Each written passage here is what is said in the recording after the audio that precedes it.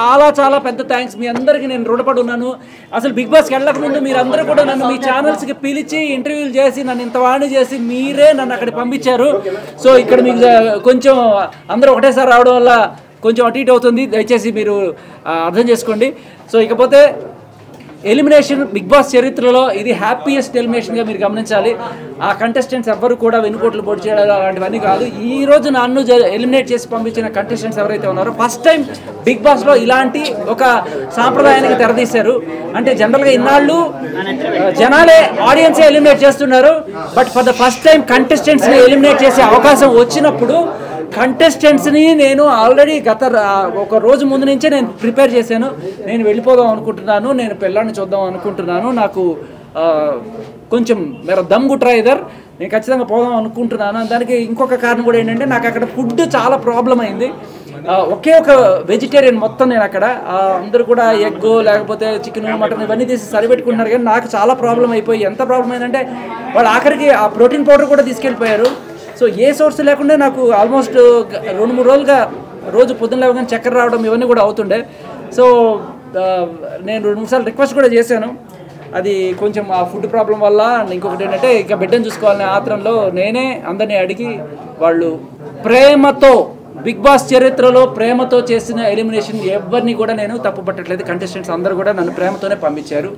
And maybe who knows మళ్ళీ రాసి పెట్టుంటే ఇంకోసారి వెళ్దాం అంతే. తెలీదండి.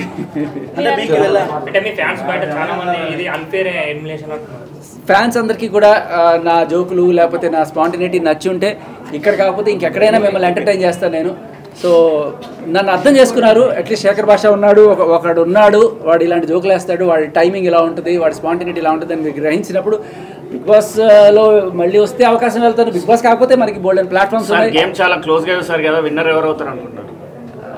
విన్నర్ ఎవరు అవుతారని కాదు, ఎవరు అవ్వాలని కోరుకున్నానంటే నాకు సీత కానీ విష్ణుప్రియ కానీ అయితే బాగుంటుంది. మన తెలుగు అమ్మాయిలు, ఇప్పటిదాకా అమ్మాయిలు కాలేదు, ఫస్ట్ టైం అమ్మాయిలు అయితే బాగుంటుంది. అండ్ తెలుగు అమ్మాయిలు కదా అని ఒక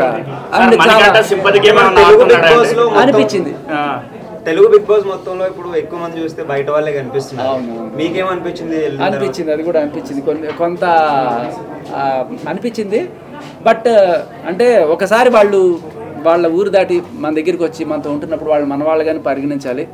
సో అంటే ఎలిమినేట్ అవడం కూడా ఫస్ట్ బేబక్క, నెక్స్ట్ మీరు ఇద్దరు తెలుగు వాళ్ళే, కన్నడ వాళ్ళు ఎక్కువ అయిపోయారు. అందులో చాలా మంది ఫీల్ అవుతున్నారు ఆడియన్స్ కూడా. లేదు లేదు లేదు, అస్సలు ఫీల్ అవ్వడానికి ఏమి లేదు. నేను మీ వాడిని. ఇప్పుడు మీరు గమనిస్తే నేను ఈ బిగ్ బాస్కి వెళ్ళక ముందు కూడా ఇదే రేంజ్లో నాకు ఆదరణ, రోజు ఏదో ఛానల్లో కనబడుతుండేవాడిని, మాట్లాడుతుండేవాడిని. కాకపోతే అప్పుడు మీరు చూసిన శేఖర్ కంప్లీట్గా డిఫరెంట్ ఉండే. చాలా సీరియస్గా లా పాయింట్లు మాట్లాడుతూ ఎవిడెన్స్లు కలెక్ట్ చేస్తూ ఇన్వెస్టిగేట్ చేసి మీలో ఒకటిగా ఉండే. నేను బిగ్ బాస్కి వెళ్ళడానికి కూడా కారణం అదే. నేను ఏం చేయగలను అంటే ఇలా గొడవలు పడ్డం ఇవన్నీ కూడా ఆల్రెడీ బయట చేసింటాడు. మళ్ళీ అక్కడ అదే ఇదెందుకు, మంచి కామెడీ టైమింగ్. మరి 2 weeks కే బయటికి రావడం డైజెస్ట్ చేసుకోలేకపోతున్నారు సార్. చెప్పాడు అదే. సో యా అదండి. అండ్ ఇంకొకటి ఏంటంటే అంటే మీకు అనిపించిందే నాకు అనిపిస్తుంది అమ్మా.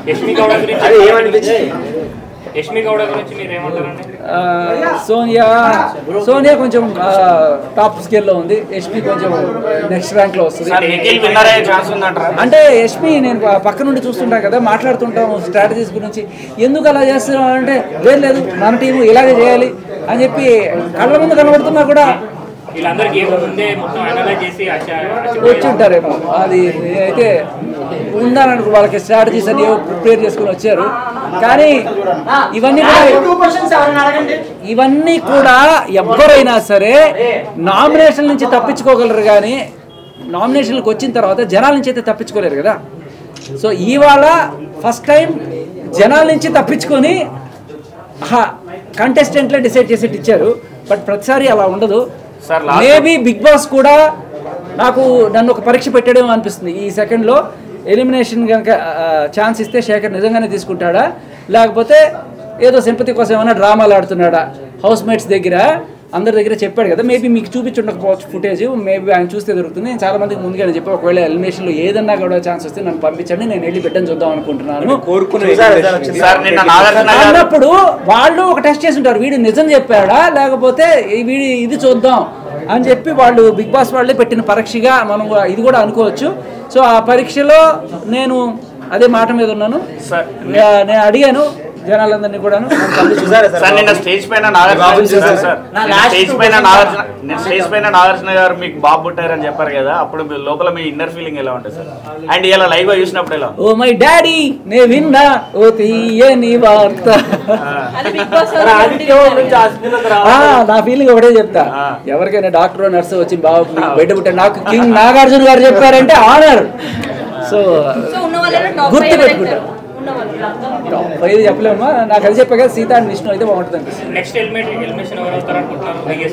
ఆదిత్య అవ్వచ్చు సార్. బిగ్ బాస్ వెళ్ళాక నేర్చుకున్నారు, మీరేం నేర్చుకున్నారు సార్?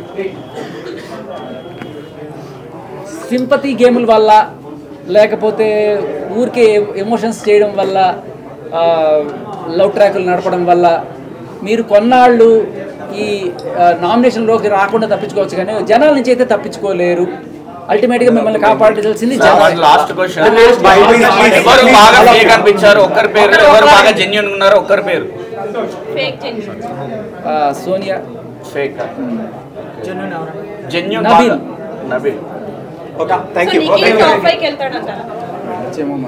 అంటే స్ట్రాంగ్ అన్నారు, కానీ తర్వాత 2-3 రోజులు బాగా అదే మణికంటకి 3 స్వింగులు ఉంటే నిఖిల్కి 7 స్వింగులు ఉన్నాయి. సో మొత్తం కలిపి 10 స్వింగులు